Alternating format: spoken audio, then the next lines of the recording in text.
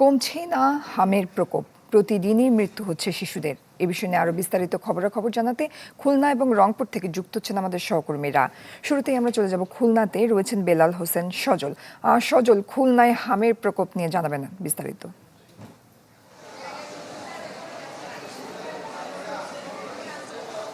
জয়ী, প্রতিনিয়ত যে হামের উপসর্গ নিয়ে রোগীরা হাসপাতালে ভর্তি হচ্ছেন, তবে সেই সংখ্যাটি আমরা দেখছি প্রতিদিনই 50 থেকে 60-70 জন রোগী বিভিন্ন হাসপাতালে ভর্তি হচ্ছেন। বলা যায় যে গড়ে প্রতিদিনই 50 জন রোগী এই হাসপাতালগুলোতে চিকিৎসা নিচ্ছেন, এবং যেই সব রোগীরা এই চিকিৎসা নিতে আসছেন তাদের বেশিরভাগই কিন্তু প্রত্যন্ত গ্রামের বিভিন্ন এলাকা থেকে, বিভিন্ন অঞ্চল থেকে আসছেন। এবং চিকিৎসকরা যেটি বলছেন, এখন পর্যন্ত খুলনা বিভাগে হামের উপসর্গ নিয়ে 33 জন শিশু প্রাণ হারিয়েছে। এদের প্রত্যেকেই কিন্তু যে ভ্যাকসিন দুটি কিন্তু টিকা সেটি দেওয়া হয়নি, এবং তারা যেটি বলছেন এখন পর্যন্ত যেই পরিমাণ এই হামের উপসর্গ নিয়ে হাসপাতালগুলোতে রোগীরা আসছেন, এই প্রকোপ আরও 5 থেকে 6 মাস সেটি কিন্তু চলবে, এবং তারা কিন্তু সংখ্যাটাও দেখছেন। এবং তারা যেটি বলছেন, এর ফলে একটি বিষয় দৃশ্যমান হয়েছে যে হামের যে টিকা সেটি কিন্তু প্রত্যন্ত অঞ্চল সহ বিভিন্ন জায়গায় কিন্তু সঠিকভাবে পৌঁছায়নি। সেই গ্যাপটির ফলে কিন্তু এই যে রোগীরা তারা হাসপাতালে ভর্তি হচ্ছেন, এবং বিশেষ করে শিশুরাই কিন্তু বেশি আক্রান্ত হচ্ছেন।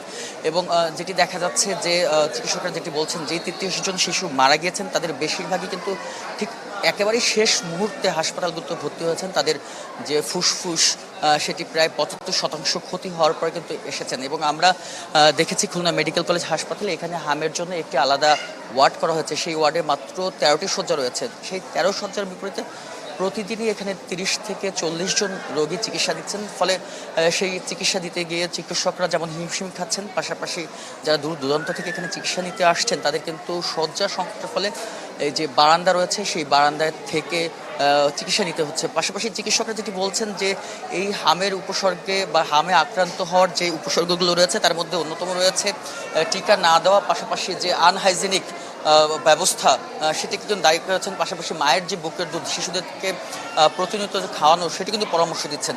তো সব মিলিয়ে যেটি বলা যাচ্ছে যে হামের উপসর্গ সেটি চলমান রয়েছে খুলনা বিভিন্ন অঞ্চলে। তো জয়ী, আমার কাছে এই ছিল খুলনা থেকে হামের সবশেষ পরিস্থিতি। সজল, ধন্যবাদ আপনাকে। দর্শক, রংপুর থেকে যুক্ত আছেন ফখরুল শাহিন। শাহিন, রংপুরের হাম পরিস্থিতি কেমন দেখছেন? বাংলা কিউআর যেখানে নগদ পেমেন্ট সেখানে সারা দেশে 10 লাখেরও বেশি মার্চেন্টে নগদে পেমেন্ট করুন খুব সহজে। দেখছি যে রংপুরে হামের প্রকোপ একেবারেই অনেক কম, কারণ আমরা গতকালও খোঁজ ধরে দেখছি যে রংপুরে হামের প্রকোপ একেবারেই অনেক কম, কারণ আমরা গতকালও খোঁজ নিয়েছি, আজকেও খোঁজ নিয়েছি। প্রতিদিনই 2-1 জন করে হামের উপসর্গ নিয়ে রংপুর মেডিকেল কলেজ হাসপাতালে শিশু ভর্তি করানো হচ্ছে।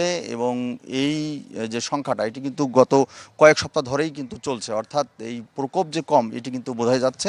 এবং আমরা রংপুর জেলাতে খোঁজ নিয়েছি বিভিন্ন হাসপাতালে, সবখানে একই অবস্থা। আসলে হামের উপসর্গ নিয়ে শিশু ভর্তির হার একেবারেই কম বলা চলে।